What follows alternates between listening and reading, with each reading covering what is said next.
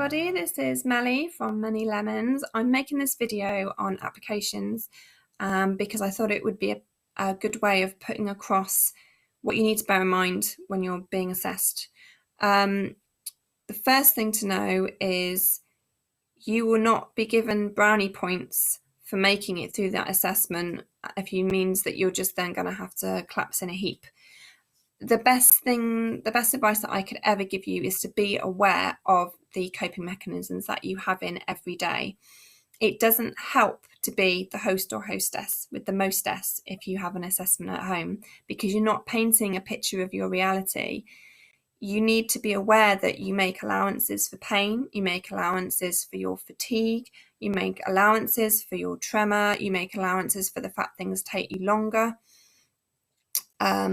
Because if you don't make that clear, the assessor's job is so much harder because they don't see what's going on. I mean, it's that age-old thing of invisible symptoms and not being aware of how things affect you for the rest of the day. The way I think it's best to be able to put forward your reality with life is to make sure that you're aware of the coping mechanisms that you've put in, and they may have been there for years and years and years.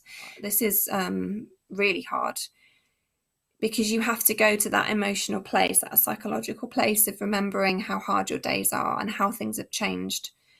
But I think if you don't do that, then you're not going to be able to paint a full picture. So it's worth thinking about and maybe even writing down during the day what your day is like, how much planning you have to do in order to get your basic things done in the day, how distracting pain and fatigue can be,